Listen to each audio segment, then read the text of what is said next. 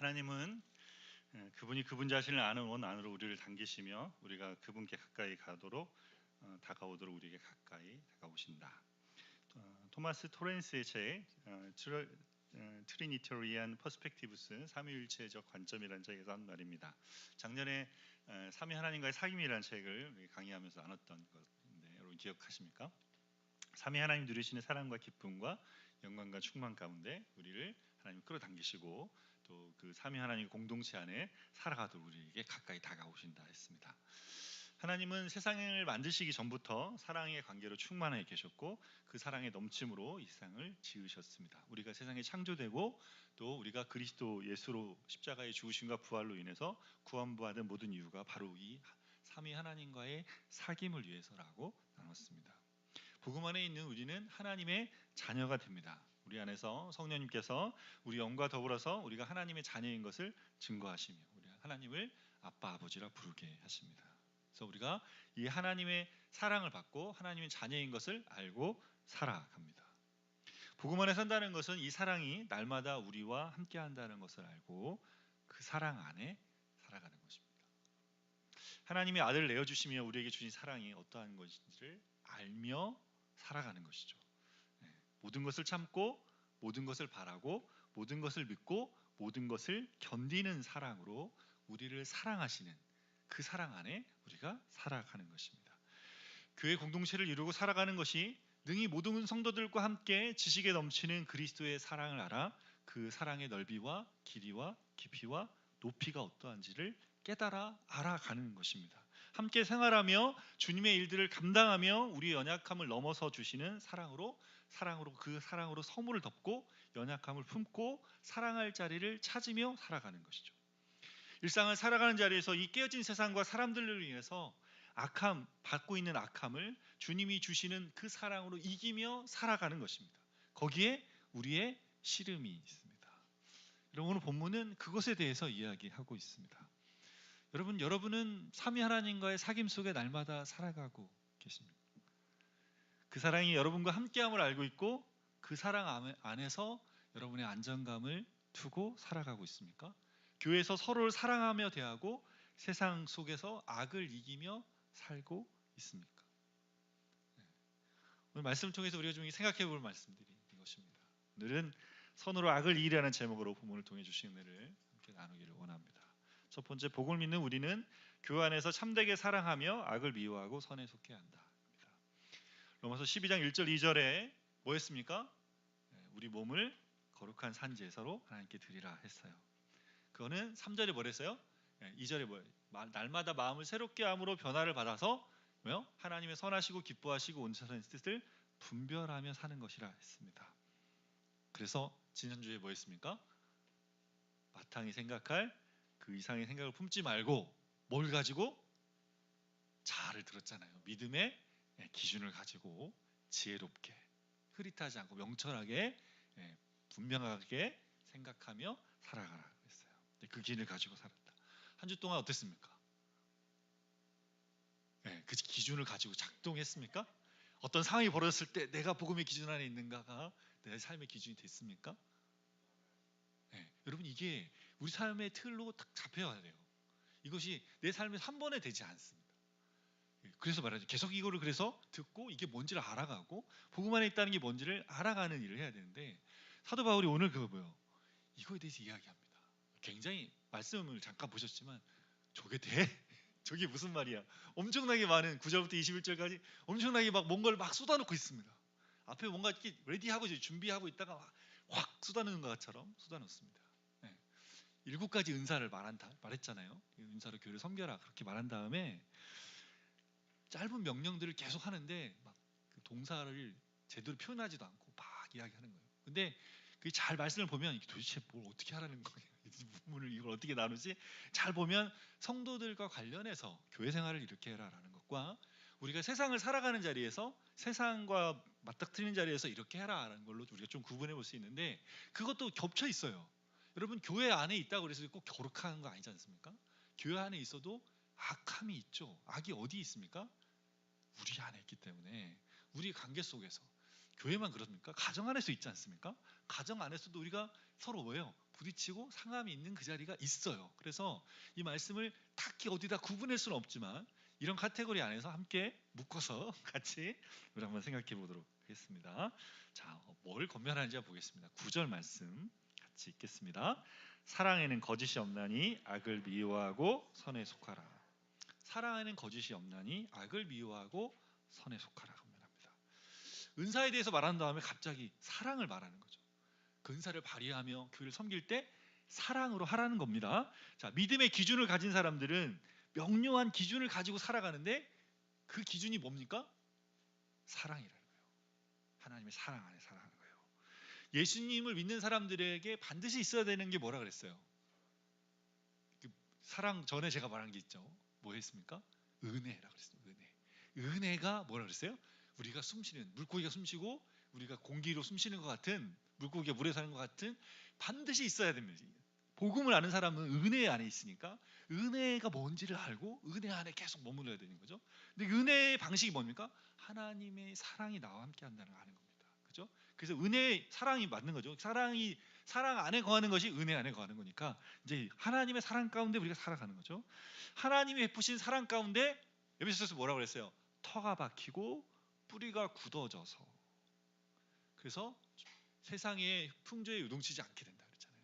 여러분, 터가 박히고 뿌리가 굳어진다는 게 뭡니까?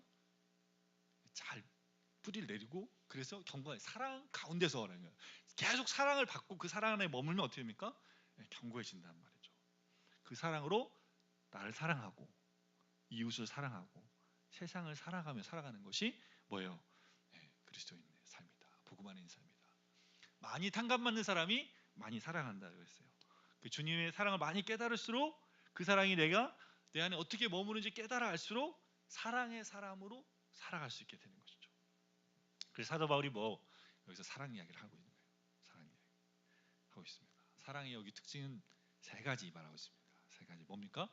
사랑에 뭐가 없어요? 거짓이 없고, 그 사랑은 악을 미워하고 선에 속하게 됩니다. 사랑엔 거짓이 없습니다. 거짓이 없나니라는 헬라어 단어 아니포 크리스토스는 위선적이지 않은 뜻입니다. 사랑할 때 우리는 진실된 마음으로 사랑해야 돼요. 겉으로 사랑하는 척, 따뜻한 척 하는 것은 오래가지 못합니다. 언젠가는 뭐예요? 드러나게 돼요. 사랑하지 않는 것이. 그래서 고린도서 13장에는 뭐예요? 사랑장이잖아요. 고린도서 13장이. 사랑장에 사랑은 뭐와 함께 기뻐합니까? 진리와 함께 기뻐합니다. 여러분 생각해 보셨습니까? 사랑이 왜 진리? 사랑하고 왜 진리가 무슨 상관이에요? 왜 진리를 기뻐하겠습니까? 사랑이.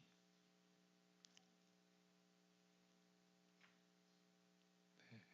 사랑하는 사람은 참된 걸 추구하는데, 왜냐하면 하나님은 사랑이시라. 사랑이신 하나님께서 참되시기 때문에 그렇습니다. 그러니까 본질적, 우리가 지금 그 본질을 찾아가는 거죠. 우리는 사랑을 아는데 본질이 뭔지 아는 거죠. 하나님이 사랑이시고 그 하나님 안에 교제하시는 그 하나님 안에 나누시는 사랑이 참되시기 때문에 그 사랑 안에 참된 것을 추구하는 게 맞는 거예요. 그래서 사랑하는 사람은 참되게 정말 사랑하는 사람은 참되게 사랑하며 살아갑니다. 그래서 이 참되게 사랑하는 사람은 뭐예요? 악을 미워하고 선에 속합니다. 복음 안에서 하나님의 사랑을 받고 사는 사람은 그 사랑 안에서 하나님의 선하시고 기뻐하시고 온전하신 뜻을 분별하며 살아갑니다. 그래서 하나님이 악이라고 하는 것을 뭐예요? 미워하며 삽니다. 미워하며 사요. 그래요. 악한 거예요. 잘못된 거야. 그런 거는 눈길도 주지 않고 악한 게 보이면 발로 차버리는 거죠. 저리 가. 나는 이거 싫어해. 나는 이런 거 좋아하지 않아. 이건 악한 거야. 그렇게 발로 차버리는 거죠. 그리고 그분이 선하다고 말하는 것은 어떻게 해요? 선에 속하다 말할 때는, 속하다는 뜻이 뭐냐면 꼭 들러붙는 거예요. 선에 딱 들러붙는 거예요. 난 여기 들러붙어서 떨어지지 않을 거야. 발을 잡고 그 선을 향해서 가는 거예요. 그 선을 향한 그 자리 가운데 머물러 있는 거예요. 여러분, 우리가 누군가를 사랑할 때 우리 마음이 움직입니다. 근데 그 사랑하는 대상이 잘못된 사람이다, 잘못된 것이다, 그러면 그 사람 안에 있는 악함 때문에 뭐예요? 우리 안에 있는 선과 악에 대한 생각들이 흐려지기 시작합니다. 마피아 남편을 사랑하는 부인을 생각해 보십시오. 그 사람은 평상시 하는 일이 뭐예요? 마약을 팔고 사람들을 유괴하고 뭐 죽이기도 하고 이런단 말이에요. 그리고 나서 집에 와서 같이 밥을 먹잖아요. 그 아내는 어떻게 됩니까? 사랑할 수밖에 없잖아요, 이 사람을. 그죠? 근데 이 사람의 삶이 뭐예요? 잘못된 삶을 살고 있잖아요, 악한 삶을. 그러니까 어떻게 돼요? 이 사람 안에 선과 악에 대한 생각들이 흐려진 상태로 그것이 그 참된 사랑을 하는 반쪽짜리 사랑을 하게 되죠. 여기 참되게 사랑하기 어려운, 진리와 함께 기뻐하기 어려운 사랑을 하게 됩니다. 근데 주님이 주시는 사랑은 뭐예요? 진리와 함께 기뻐하는 사랑이에요. 그래서 죄가 보이는 자리에서 어떻게 해요? 그 죄를 그냥 가리지 않습니다. 진리와 함께 기뻐하기 때문에 그 사랑으로 뭐합니까? 죄와 맞서죠. 그 죄와 맞서는 걸 두려워하지 않습니다. 사랑하는 사람에게 보이는 잘못된 것에 대해서 거짓 없이 위선적이지 않게 직면하여 말할 수 있어야 돼요. 그것이 뭐예요? 참되게 사랑하는 거예요. 악을 미워하고 선에 속한 자가 그렇게 하는 것입니다. 그러지 않고 상대방이 나를 사랑하는 것을 사랑하지 않으면 어떡하지? 그 상대방을 잃을까봐 두려워해서 참된 것을 말하지 못한다면 그 관계는 뭐가 돼요? 병든 관계가 됩니다. 에베소서 4장 15절에도 이렇게 말해요. 사도 바울이 사랑 가운데서 참된 것을 말하고. 사랑 가운데서 같은 말이겠죠. 진리와 함께 기뻐하고가 사랑하니까 참된 걸 말해줘야 된단 말이에요. 누가 누구에게, 부모가 자녀에게 너 그렇게 하면 안 돼. 사랑하니까 말하잖아. 자녀가 부모에게 아빠 엄마 그렇게 하시면 안 돼요. 부부끼리 당신 그러면 안 돼. 형제끼리 너 그러면 안 돼. 오빠 언니 그러면 안 돼. 이거를 사랑하니까 하는 거예요. 그래서 어떻게 해요? 참되게 사랑하는 사람은 악을 미워하고 선에 속한 자리를 보며 사랑합니다. 사도 바울은 계속해서 이 사랑의 자리에 거하면서 그리스도인으로 사랑해야 될 것에 대해서 4가지를 말하는데 10절 말씀을 같이 읽겠습니다. 형제를 사랑하고 서로 우애하고 존경하기를 서로 먼저 하며. 첫 번째 말하는 게 그리스도 안에서 형제 자매와의 사랑 관계를 나누는 거예요. 여러분 형제를 사랑하고 이 표현이 뭐예요? 예수님 때문에 하나님의 자녀가 되죠. 그죠? 우리는 지난주에는 예수님의 몸에 붙어있는 지체가 된다고 말했는데 또 뭐가 있습니까? 가족 개념. 우리 새 가족반 하잖아요. 다 하나님의 예수님이 뭐예요? 맏아들이 되게 하심이라 그랬잖아요. 예수님이 큰 오빠가 되고 큰 형님이 되고 우리는 다 예수님부터 형제 자매가 돼서 하나님을 아버지로 두는 가족이 된단 말이에요. 그러니까 이 가족 관계에서 뭐합니까? 서로 사랑해라. 그리고 우애해라. 여러분 가족들하고 어떻게 보시는지 모르겠지만 교회 안에 우리 공동체 안에 뭐 해야 된다고? 하나님 안에 가족이라니까요. 그래서 우애의 가족의 우애로 주님이 주신 복음의 방식으로 우애해야 됩니다. 그 돌봐야 된다. 우애 헬라어 단어가 필로스 토르고이인데 필로스는 사랑이고 이 토르고이가 가족 관계 안에서 그런 거예요. 가족처럼 헌신적인 사랑을 서로에게 해야 된다. 교육끼리 서로 살피고 보살펴야 된다. 옆에 계신 분들 한번 보십시오. 가족처럼 사랑스럽지 않으십니까? 내 가족이 아닌데도 굉장히 이렇게 사랑스럽게 보이시죠? 저 뒤에 저기 우리 그죠? 네 그렇습니다. 서로 이렇게 바라보는 것만으로도 얼마나 따뜻해지는지 모르겠어요. 그잖아요. 이렇게 사랑하게 가족처럼 가족이다 라고 알고 사랑하라 했습니다. 그래서 어떻게 지내는지 또 어떻게 살았는지 일주일 식사하시면서 물어보시고 제발 이렇게 만나서 관계도 하시고 그래서 어떻게 지내냐 이렇게 서로의 상황도 아시고 교제에 가야 되는 거죠. 그 사랑하고 우애할 뿐 아니라 또 뭐 하라고 합니까? 여기 존경하기를 서로 먼저 해라. 이건 나이와 상관없고 자기 삶의 수준하고 상관없죠. 우리 중에 누가 부자가 될 수도 있고 누가 정말 가난하게 잘못 살 수도 있고 누가 몸이 아플 수도 있지만 그거 상관없습니다. 가족들은 그런 거 아니잖아요. 주님 안에서 그죠? 그래서 어떡합니까? 그거 상관없이 뭘 먼저 해라? 존경하기를 먼저 해라. 왜요? 주님이 우리를 존귀하게 대하시니까.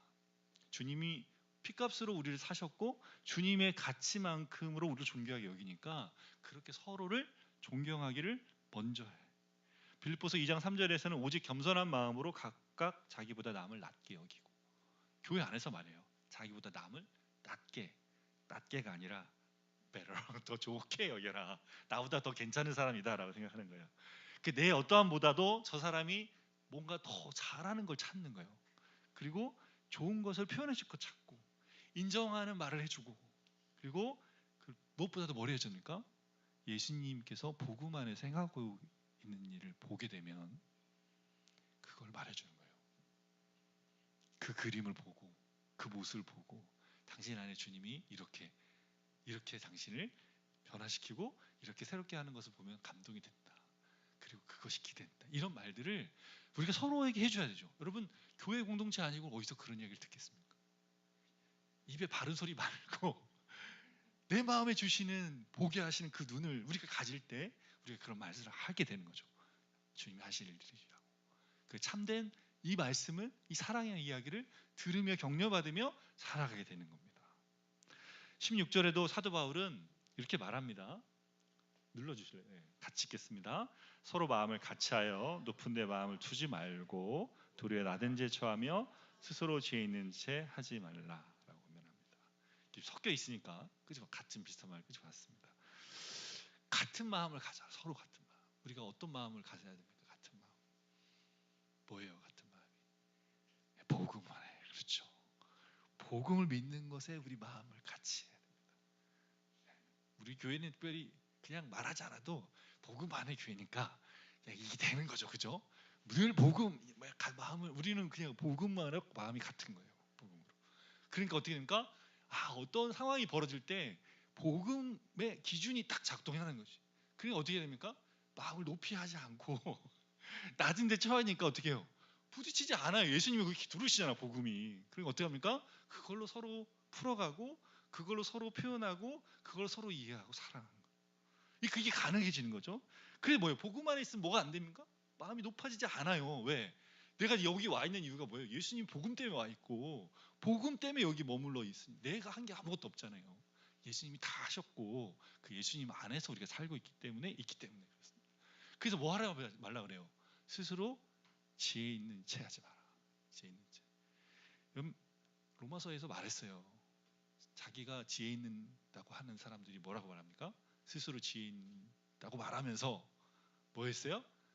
하나님의 영광을 버리고 썩어질 금수에 하나님의 피조물을 섬기고 있단 말이야. 그렇죠? 예. 그러니까 거꾸로 해야 돼. 이 하나님을 섬기고, 그리고 인간이 여기 중간에 있고 하나님 만든 피조물을 다스려야 되는데, 나는 지혜 있어 그러면서 뭐 합니까?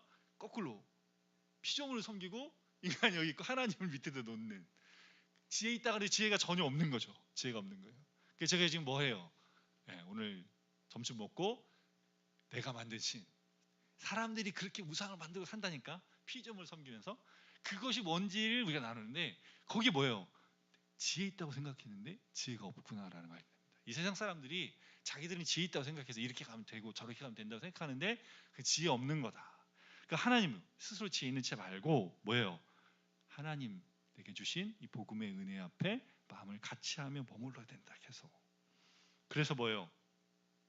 복음 있는 사람은, 복음 아는 사람은 투유가 있다 그랬죠. 뭐가 있다 했다? 자유와 여유가 있다 그랬고, 거기에 더하면 겸손과 담대함이 함께합니다.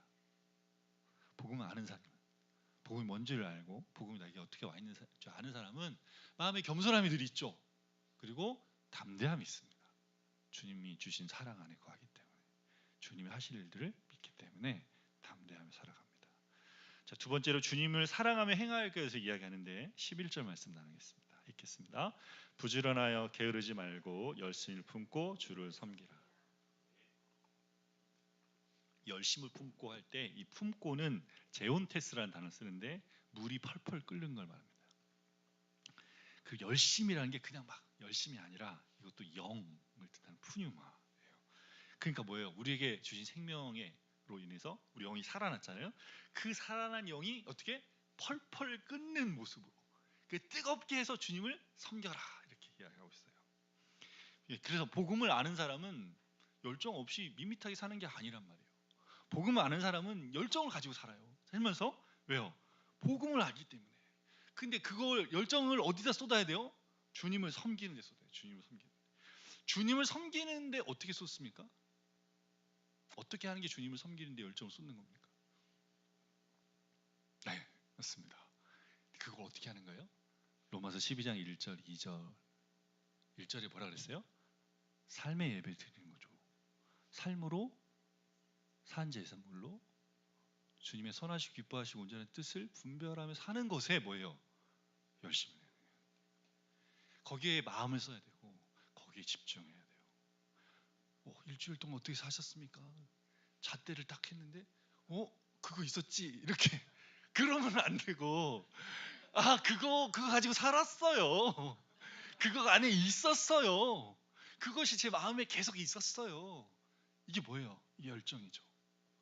이게 열정입니다. 주님을 섬기는 열심이 겁니다. 물론 교회에서 뭘 할 수 있죠. 그러나 교회에서 뭘 하는 것이 주님을 섬기는 열심의 다가 아니고, 그래서 지금 저희 뭐예요? 많이 안 하잖아요. 뭐 하라고?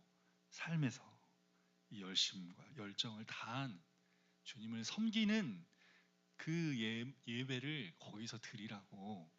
그래서 열정을 다하라 말하고 있어요. 그래서 거기에 열심히 내야 됩니다. 부지런하여 게으르지 않아야 돼요. 오늘 못했으니까 내일 할게요.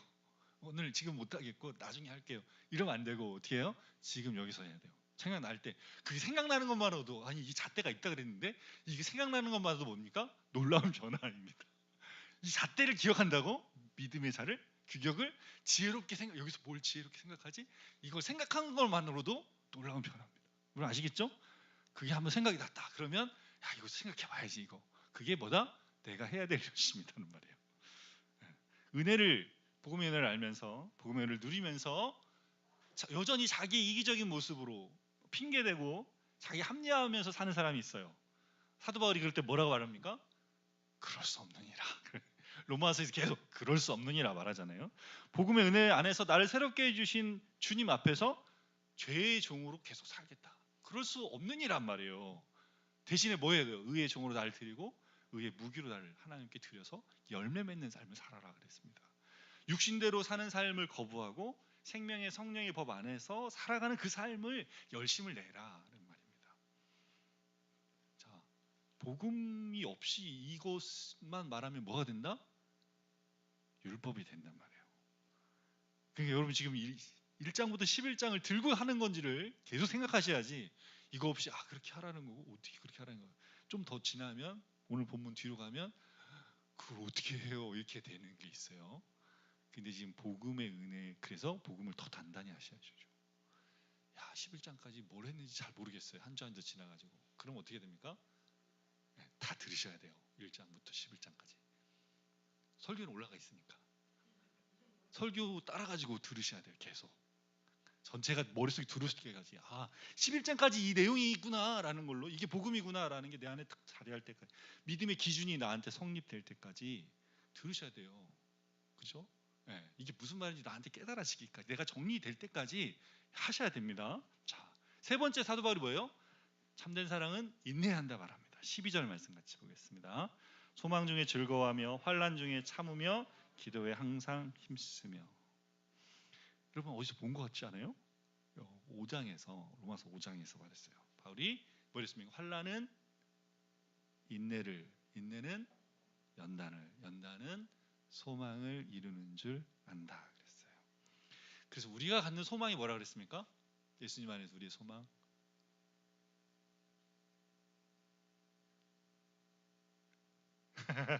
뭐라 그랬어요? 주님 닮는 거, 주님을 닮아가는 거, 주님 닮아가는 거, 우리를 지으신 자의 형상에까지 잘하는 거예요. 그래서 우리 안에 뭐가 맺히는 거? 성령의 열매가 맺히는 거. 그거는 시간이 가기 때문에 그래서 소망이 우리의 소망인데 그래서 뭐예요? 환난이 우리에게 어려움이 있는데 그 자리를 인내로 날 때 그 성품이 우리에게 자라면서 어떻게 합니까? 연단의 자리, 연단이 성품이라 그랬잖아요. 그 성품을 이뤄가면서 소망 이루는 걸 보게 됩니다. 우리의 모습이 변화되는 것만 있지 않고 또 뭐가 있습니까? 우리의 소망 중에 하나는 하나님의 나라가 이 땅에 임하는 겁니다. 그죠? 하나님의 나라가 우리를 통해 이 땅에 임하는 것을 보기를 소망하죠. 주님께서 이 일을 이루어 가실 것이기 때문에 우리는 그것을 마음에 품고 그것이 되어지는 것을 보며 즐거워합니다. 그게 즐거워요? 어떻게 즐겁게 됩니까? 그래서 사도 바울이 5장에 뭘 했어요? 너희의 소망이 우리를 부끄럽게 하지 않은 것은 왜요? 우리에게 안에 계신 성령께서 하나님이 주신 그 사랑을 성령을 통해 우리에게 부으시기 때문에 그렇다 했습니다. 우리가 세상을 살아가면서 이 소망을 가지고 살아갈 때 우리가 소망 중에 즐거워하고 인내할 수 있는 것은 성령께서 주시는 위로와 은혜와 사랑이 우리에게 부어진 바 되기 때문에 그렇다라고 말하고 있어요. 그래서 뭐예요? 계속 그런 자리를 바랄 수 있는 겁니다. 그리고 우리는 다 누구예요? 동지들이죠. 하나님 나라를 추구하는 동지들입니다. 함께 주님 맡겨주신 이 일에 참여하는 자들이죠. 여러분 세상 속에서 하나님 나라가 임하게 하는 자리는 어떤 자리입니까? 어려움의 자리입니다. 왜요? 세상이 깨어졌고 하나님을 대적하는 일들이 거기 있기 때문에 어려움이 있어요. 지난주에 한 자매가 직장에서 일을 하는데 직장에 간 지 얼마 안 됐습니다. 네, 학위를 받고 가서 직급이 높아요. 몇 개월 안 됐는데. 근데 거기 몇 년 동안 일한 분인데 나이도 좀 어린데 일을 되게 잘하는 사람이 있는 거예요. 이 자매는 나이가 제법 있고 가서 일을 하는데 일을 모르니까 일을 알려달라 그랬대. 근데 이 사람이 거기 회사 많은 사람이 있는 데서 아니 직급 이 정도 해가지고 아직도 이 일을 모르면 어떡합니까? 공개적으로 그랬대요. 자기 듣고 마음 어렵다가 창피하다 힘들다 나눴습니다. 제가 고민했어요. 뭐라고 했냐면 거기 그 사람한테 배울 거를 잘 배우셔야 된다. 그 사람한테 알려달라고 해라. 그리고 아직 내가 잘 몰라서 그러니까 가르쳐달라고 해라. 겸손하게 말해라. 정중하게 말하고. 그게 안 되면 그때 상사한테 이야기해라. 근데 그러지 않으면 계속 말해라. 그래서 그 사람이 가르쳐 줄 것을 배우라. 그리고 그 사람이 공개적으로 이 부서에서 수치를 주는 그거에 대해서는 주님께 가져가라. 주님 앞에 내가 누구인지를 다시 알고 그래서 이 마음의 상함도 불편함도 그것을 주 앞에 아랠 때 넘어서게 된다. 알겠어요? 그리고 그 자리를 지나면서 배운다.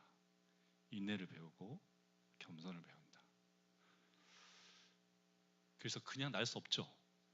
뭘로 나야 됩니까? 뭘로 나야 돼요? 기도해야 돼요. 그 자리 지나면서 기도해야 돼요. 그래서 기도가 뭡니까? 교제예요. 주님과의 교제. 관계입니다. 우리는 응답만 기도하면 응답 생각하는데 기도의 특권은 관계에 있어요. 세상에 내가 누릴 수 없는 관계를 주님과 누리는 게 있어요. 저 사람이요 나를 아프게 했어요. 나를 창피졌어요. 너무 창피해요. 눈물이 나고 화가 나요. 일이 너무 많고 짐은 너무 무겁고 저 지쳤어요. 주님 저를 대적하는 사람이 이렇게 많습니까? 저 넘어지고 부끄럽습니다. 저는 연약합니다. 그래서 주님이 필요합니다. 주님의 도우심이 필요합니다. 제게 주신 복음의 은혜 안에 저는 머물기를 원합니다. 은혜 아니면 살 수 없기 때문에 저는 은혜 안에 거합니다. 주님이 십자가에서 저의 이 부끄러움과 수치와 이 상함을 대신 지셨기에 저는 이 창피와 수치스러움을 주님 앞에 내어놓습니다. 주님이 채찍을 맞으셨기에 저의 찢긴 마음도 주님 앞에 내어놓습니다. 그리고 주님이 주시는 새로운 마음을 갖습니다. 이제 저는 주님 주시는 전신갑주를 취합니다. 그래서 여기서 주님을 섬깁니다. 저는 회사나 사람들을 섬기는 것이 아니고 여기서 주님을 섬깁니다. 여러분 이게 뭡니까? 복음 아는 사람의 기도죠. 복음 안에 들어가서 주님이 주시는 위로와 사랑 안에 거하시 머무르세요. 관계하십시오. 그리고 거기서 성령이 주시는 은혜와 사랑과 회복을 경험하셔야 됩니다. 그래서 이것이 복음이 실제구나라는 걸 아셔야 됩니다. 교회 나오셔도 되고, 여러분의 머무는 처소 집에서 해도 되고, 여러분 일터에서 하셔도 돼요. 여러분 기차나 버스나 타고 다니시는, 걸으시면서도 하셔도 됩니다. 언제든 가능합니다. 우리에게 제한을 두지 않으시기 때문에. 근데 마음 써서 주님 앞에 이걸 드리는 그 자리가 우리가 해야 되는 자리인 거죠. 그렇게 주님 앞에 나아가는 사람들이 됩니다. 네 번째로 성도들의 쓸 것을 공급하고 손대접하는 것에 대해서 이야기합니다. 13절에 성도들의 쓸 것을 공급하고 손대접하기를 힘쓰라라고 말합니다. 이것은 우리 교회 안에 필요가 있는 사람들의 필요를 돌보라는 겁니다. 재정적으로 어려운 사람이 있진 않은지, 뭐니까 가족 공동체니까 서로가 돌볼 수 있는 사람들을 돌봐야 되고, 또 뭐 해야 됩니까? 손대접하라. 필요 중엔 재정적인 필요도 있지만 뭐도 있습니까? 관계적인 필요도 있고 정서적인 필요도 있죠. 영적인 필요도 있을 겁니다. 그런 것들이 함께 교회 안에서 서로를 채우고 적극적으로 돌보는 일들을 하는 것이 우리에게 필요한 거죠. 그리고 손대접하라 말합니다. 교회에 찾아오는 손님들이 있어요. 우리 교회에. 지난주에 토요일에도 한 권사님이 우리 전미란 선생님을 통해서 와서 같이 교제하고 가셨어요. 손님을 오신 거죠. 우리 그 러시아의 이세호 선교사님 자녀인 조은이가 몇 주 동안 집에 왔다 갔습니다. 있는 동안에 좋은 시간을 가졌고, 저희도 조은이가 와서 함께 보내는 것이 좋은 시간이 됐습니다. 이름이 이조은이에요. 그래서 조은이가 와서 정말 좋았습니다. 앞으로도 교회에 찾아오시는 손님들이 있을 거예요. 여러분의 손님도 있지 않겠습니까? 손대접을 어떻게 해요? 해야 돼요. 초대교회 때는 손대접이 너무 중요했습니다. 복음을 전하는 사람들이 자기 집에 와서 재우고 먹이고, 또 다른 곳에 복음 전하를 가게 하기 위해서 필요한 재정들을 공급하고 함께 돌보는 일을 해야 하기 때문에 중요한 자리였고, 이 시대도 필요하죠. 이 시대도 이 복음의 은혜를 저희가 알고 누리는데, 누구든지 와서 복음의 은혜를 깨닫고 또 복음의 은혜를 나누는 일들을 계속하는, 손대접을 하는 일도 적극적으로 우리가 해야 된다 말씀하고 있습니다. 이렇게 주님 주신 사랑 안에서 참된 것을 행해서 선에 속한 자로 살아가는 저와 여러분 되시기 바랍니다. 두 번째로, 복음을 믿는 우리는 세상에서 악에게 지지 않고 선으로 악을 이기며 살아야 된다. 그렇습니다. 본문은 교우의 관계뿐 아니라 세상에서 어떻게 지내야 되는지도 이야기하는데, 14절에서 15절 말씀 같이 읽겠습니다. 너희를 박해하는 자를 축복하라. 축복하고 저주하지 말라. 즐거워하는 자들과 함께 즐거워하고 우는 자들과 함께 울라. 여러분, 우리가 살고 이 복음을 가지고 살아가는 삶의 자체, 그 자리가 뭐라고요? 박해의 자리가 있단 말이에요. 예전에는 대놓고 박해했는데 지금은 텔레비전이나 영화에서 대놓고 박해하죠. 교회를 막 이상하게 말하니까. 그리고 사람들의 마음에 교회를 다닌다 그러면 이렇게 그렇게 하는 박해들이 있단 말이에요. 자, 그렇게 우리를 좀 멸시하고 박해하는 그 사람들을 향해서 우리가 뭐예요? 저주하지 마라 그래요. 저주하지 마라. 그러면서 뭐 하랍니까? 즐거워하는 자들과 함께 즐거워하고 우는 자들과 함께 울라 말합니다. 저주한다는 말은 마음이 굳어지는 건데, 굳어지지 말고 그 공감하며 함께 살아가라 말하는 거죠. 우는 자들과 함께 울고 즐거워하는 사람과 함께 즐거워하는 마음은 어떤 마음입니까? 부드러운 마음이에요. 부드러운 마음. 마음이 굳어진 사람은 뭐가 안 느껴집니까? 감정이 느껴지지 않습니다. 다른 사람과 공감하기 어렵습니다. 이런 마음은 어떤 마음이 같습니까? 우리가 살아가는 세상 속에서 마음이 굳어지지 않아야 돼요. 누가복음 7장에 보면 예수님이 오시기 전에 이 세대 요한이 이렇게 그 회개의 세를 베푸는데, 그 세대를 향해서 이렇게 말씀합니다. 아이들이 장터에 앉아 서로 불러 이르되 우리가 너희를 향하여 피를 불어도 너희가 춤추지 않고 우리가 곡하여도 너희가 울지 아니하였다 말합니다. 누가? 피리를 부르는데 애들이 춤을 같이 안 추는 거예요. 애들은 어떡합니까? 즐거우면 같이 막 즐겁잖아요. 그냥 뭔지 모르고 즐거울 수 있는데, 애들이 피리를 부르는데 같이 안 춤을 춰. 그리고 슬픈 자리에 같이 눈물 흘리지를 몰라. 어린애의 뭐가 없어진 겁니까? 동심이 없어진 거죠. 그럼 우리가 계속 그리워하는 마음, 어른이 돼서 그리워하는 마음은 뭡니까? 동심 갖기를 그리워하는데, 그 순수한 마음을. 근데 애들이 그렇다는 말은 문제가 심각한 거죠. 예수님 오실 때 그 사회 자체가 엄청 혼란스러웠어요. 정치적으로, 경제적으로, 사회적으로 또 종교적으로 엄청 혼탁스럽고 그래서 사람들이 도대체 어떻게 살지 알지 못하는 혼돈 가운데 있으면서 마음이 굳어진 거예요. 애들조차도 그런 사회를 살고 있는 거죠. 여러분 우리가 살고 있는 시대는 어떻습니까? 매일 들려와요. 말도 안 되는 이야기들이. 도대체 이게 가능한 이야기야? 라는 생각들을 하는 이야기들이 자꾸 들려옵니다. 사건 사고와 그리고 말할 수 없는 일들이 자꾸 벌어져요. 그래서 전에는 조그마한 사고가 또 이런 일이 있었어 하는데 요즘은 나무 일처럼 그랬네 이렇게 치부하게 돼요. 그래서 뭐입니까? 자꾸 내 중심을 말하니까 나만 괜찮으면 됐지 저기서 벌어지는 일은 그렇게 내가 상관할 바 아니야 라고 생각하며 살아가는 모습이 우리의 모습이 되고 있어요.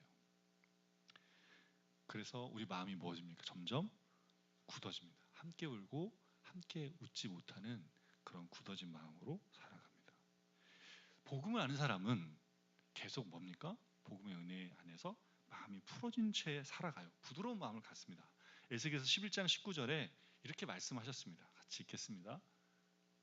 내가 그들에게 한 마음을 주고 그 속에 새 영을 주며 그 몸에서 돌 같은 마음을 제거하고 살처럼 부드러운 마음을 주어. 에스겔 선지자를 통해서 말씀하신 이 말씀이 누굴 통해? 예수님을 통해 성취됐어요. 복음을 아는 사람의 마음에 주님이 돌 같은 마음을 빼내주고 무슨 마음을 준다? 부드러운 마음을 준단 말이에요. 부드러운 마음. 그래서 이제 굳은 마음이 만져지기 때문에 몰랑몰랑해진단 말이에요. 이게 지금 뭐가 연결됩니까? 마태복음 씨 뿌리는 비유하고 전에도 말했잖아요. 연결됩니다. 씨가 말씀이라 했잖아요. 씨가 뿌려지는 그 밭이 어떻게 해요? 씨가 잘 심겨져서 자라서 열매 맺으려면 뭐 해야 됩니까? 기경돼야 되죠. 그죠? 네. 돌짝밭도 아니고 길가밭도 아니고 가시무밭도 아니고 잘 기경돼야 된다 했어요. 오늘 우리 점심 메뉴가 제육볶음입니다. 두루치. 제육볶음인데 어제 우리 전지진 집사님이랑 문근영 집사님이 저 앞에 텃밭이 있는데 그 텃밭을 갖고 오셔갖고 그 겨울 동안에 그 무랑 배추 거기다 묻어놓고 어제 가져왔어요. 우리 같이 먹자고. 오늘 그 배추를 먹을 수 있습니다. 무누야 그래 너무 맛있다는데. 여러분 그 배추가 굉장히 튼실하고 무도 그런데 이게 어떻게 해서 이렇게 잘 자랍니까? 잘 기경했기 때문에. 그죠? 기경했고 심었기 때문에. 마음을 어떻게 해요? 기경하여서 그래야지 심겨지고 열매 맺습니다. 그럼 어떻게 됩니까? 우리가 뭐 해야 돼요? 우리가 세상 가운데 복음 안에 살아갈 때 마찬가지예요. 우리 마음이 굳어졌다 느껴질 때 계속 굳어 이렇게 가면 점점 굳어져요. 분노하고 어둡고 막 그렇게 가면 계속 그쪽으로 간단 말이에요. 이걸 어떻게 해야 돼요? 뭐가 이걸 부드럽게 만든다? 복음이. 그래서 복음으로 가서 빨리 기경해야 돼요. 기경해야 복음이 떨어졌습니까? 복음이 감각되고 그 복음으로 내가 복음 안에 있다 이 뭐예요? 마음의 자가다심 믿음의 기준이 올라와서 내가 기준 복음 안에 있지 이것이 나의 삶이지라는 그 기준 안에 들어가서 그걸 감각하고 살아가게 됩니다. 우는 자들과 울고 웃는 자들과 함께 웃어야 되는데 우리가 살다 보면 우는 자들과는 같이 그래도 잘 울어요. 힘들겠다 어렵겠다 이렇게 하는데 근데 뭐가 잘 안 됩니까? 웃는 자들과 함께 웃는 게 잘 안 됩니다. 다 이게 지금 그죠? 애들 키우고 또 부부 관계가 있고 한데 뭔가 잘 돼 누가 그러면 같이 웃는 거가 어려워집니다. 뭔가 마음이 웃으면서 마음이 좀 이렇습니다. 사람들은 그래요. 근데 우리 복음 안에 있기 때문에 우리가 다 누구라고? 가족이란 말이에요. 주님 안에서. 그럼 어떻게 됩니까?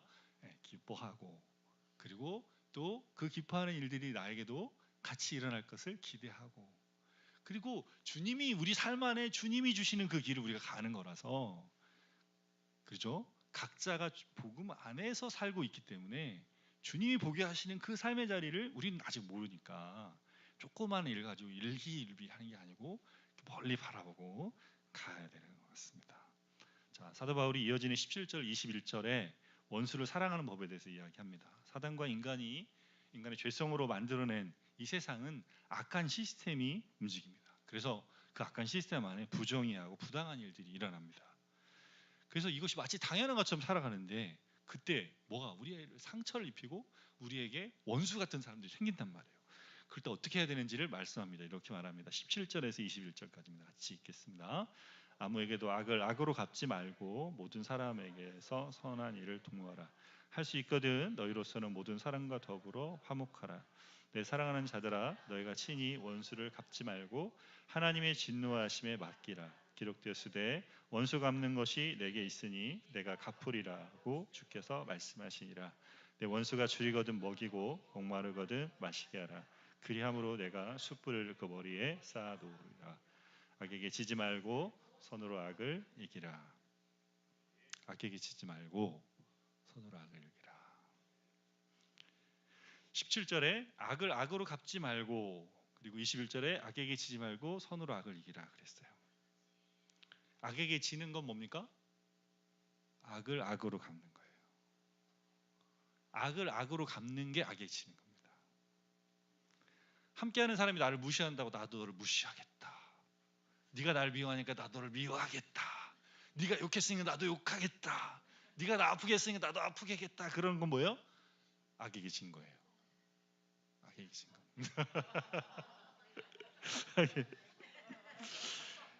애들 싸움은 뭐 하면 집니까? 울면 집니다. 울면. 근데 그리스도인은 싸움에서 뭐 하면 집니까? 이게 아니고 악해지면 지는 거예요. 자, 악해지면 지는 겁니다. 자, 여러분 복음을 아는 사람은 사랑 안에 거하기 때문에 악해질 수가 없습니다. 악을 미워하라 그랬잖아요. 선에 속해야 된다 그랬잖아요. 그러니까 어떻게 해요? 악을 물리치는 유일한 길은 뭐가 됩니까? 그 악을 행한 사람에게 선을 행하는 겁니다. 자, 이제 우리가 믿고 있는 복음의 기준을 아시겠죠? 뭘 이야기하신지 아시겠죠? 어느 자리를 여러분 부름받은지 아시겠죠? 지금 그죠? 네. 완전 다르잖아요. 세상의 방식하고. 그래서 여기에 뭐가 있습니까? 우리의 시름이 있단 말이에요. 복음 안에 있는 사람은 그 사람 안에 있는 악은 미워해야 됩니다. 근데 그 사람은 사랑해야 돼요. 그래서 친절을 베풀어야 됩니다. 야, 이게 됩니까? 야, 이게 너무 어려운데? 야, 어렵기 때문에 씨름이 되고, 그래서 우리는 기도해야 되고, 그래서 계속 복음이 뭔지를 돌아보고 생각해야 됩니다.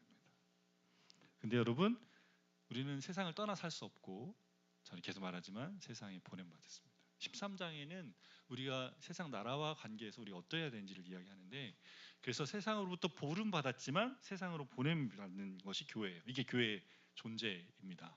이 땅에 있는 교회가. 그렇기 때문에 반드시 여러분 이 상황 속에서 살아가게 됩니다. 관계를 떠날 수 없단 말이에요. 계속 말했잖아요. 그래서 뭐 해야 돼요? 이 관계 속에서 어떻게 해야 되는지를 우리가 명확하게 명료하게 알아야 돼요. 무엇이 복음이 말하는 건지 알아야 됩니다. 그래서 악이 우리한테 들어오지 못하게 하려면 이 방식이어야 돼요. 갈라디아서 6장 1절에 이렇게 말씀합니다. 형제들아 사람이 만일 무슨 범죄한 일이 드러나거든 신령한 너희는 온유한 심령으로 그러한 자를 바로잡고 너 자신을 살펴보아 너도 시험 받을까 두려워하라. 죄가 교회 공동체 안에 있는데 누군가가 죄를 지은 게 명확하게 드러났어요. 그럴 때 가서 권면할 수 있죠. 그때 뭐 하라는 겁니까? 그 권면을 하면서 그 사람의 죄의 영향력이 한몸된 공동체니까 내게 올 수 있다는 것을 알고 뭐 해야 된다? 두려워해라. 주님 앞에 나가 기도하며 그것이 나에게 영향받지 못하도록 하라는 거예요. 이게 같은 원리겠죠. 세상과 교회가 나눠지지 않으니까 교회 안에서 그렇듯이 우리가 살면서 악을 이길 수 있는 유일한 방식은 뭡니까? 주님 기도하고 뭐 해야 돼요? 내가 주님 앞에 머물러야 될 선한 자리를 찾아야 됩니다. 그래서 내 자신을 살펴보고 악에 치면 안 되고 악을 악으로 갚는 어리석음에서 떠나야 돼요. 그래서 사도 바울이 뭐라 말했어요? 원수가 줄이면 20절에 먹이고 목마르거든 마시게 해라. 그렇게 하는 게 뭐예요? 숯불을 그 사람 머리에 놓는 거다. 이게 무슨 말입니까? 그렇게 해가지고 내가 먹이고 마시게 해서 숯불을 머리에 쌓는다. 머리에 숯불이 놓이면 뭐 머리가 타게 만들려고? 불나게 만들려 지금? 이게 지금 무슨 말입니까 도대체? 숯불을 머리에 놓는다 이게. 이것도 좀 어렵습니다. 이게 무슨 말인지 곤란해하는 사람, 이렇게 주석도 굉장히 곤란해. 이게 도대체 무슨 말이냐? 근데 이 본문 문맥에서 보면 이 사람에게 이렇게 해서 이 사람 해야 하는 게 아니고, 너 그래 심판 받아봐라 이게 아니고, 뜨겁잖아요. 그 자기가 했던 거를 와 뜨거워, 이게 도대체 뭐지? 이러면서 숯불이 밝히잖아요. 그러니까 깜깜한 자기 눈을 떠서 밝혀보고, 야 뜨거워, 이게 정말 이런 게 있어, 이런 걸로 자기 그 악함을 돌아보고 돌이켜게 하라는 말이에요. 분명히 내가 나쁜 짓을 했는데 내 마음 불편한 해서 막 이 사람이 어떻게 할까 했는데 먹을 걸 줘 내가한테. 그리고 마실 거를 줘. 나를 선대해. 뭐지? 뭐지? 네. 이 사람의 안에 있는 뭘 바꿉니까? 악을 바꿔내는 거죠. 그것까지 우리가 살아갈 수 있을까요? 자, 거기까지입니다.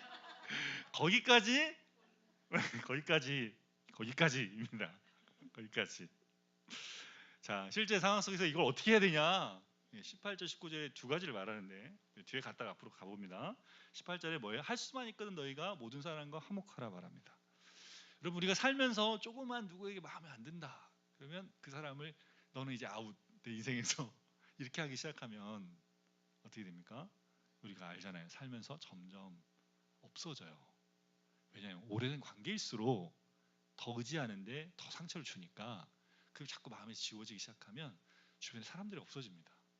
오래된 관계들이 없어지고, 그리고 새로운 관계를 맺게 되는데, 그럼 새로운 관계는 뭐가 또 그럴 거를 알단 말이에요. 좀 지나면 지워지는 거 안다고. 그러니까 이 시대의 방식이 그죠. 어딘가 속하고 싶은데 내가 정말 속할 만한 곳이 없어서, 그래서 뭐예요? 그걸 왜 찾는단 말이에요. 그런 데를.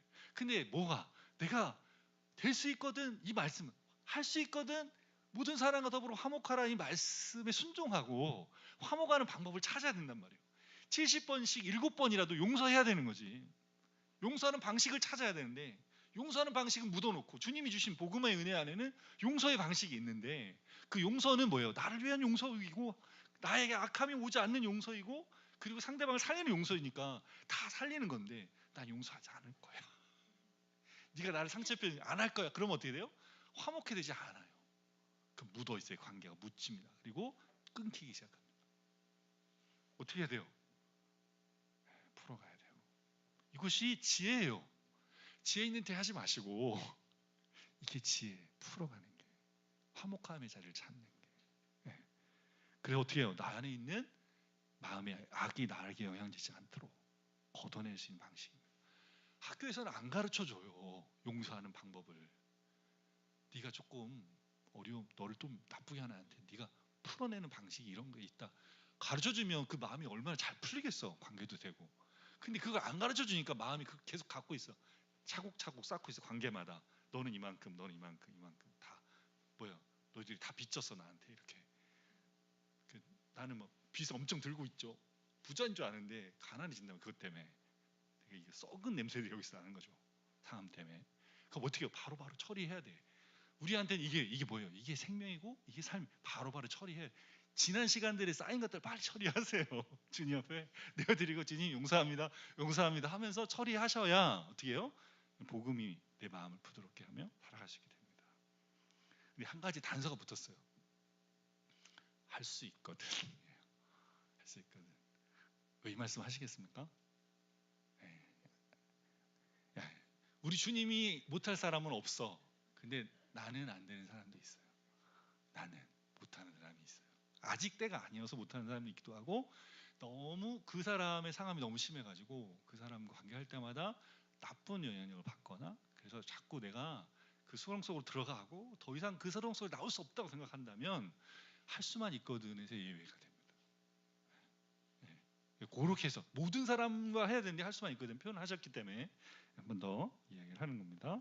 그리고 뭐랬어요? 19절에 원수를 너희가 친히 갚지 마라. 원수 갚는 건 누구한테 맡겨라? 하나님의 진노하심에 맡겨라. 신명기 32장 25절 말씀 인용하는데 주님께서 원수 갚는 것은 내게 있다 말씀하셔요.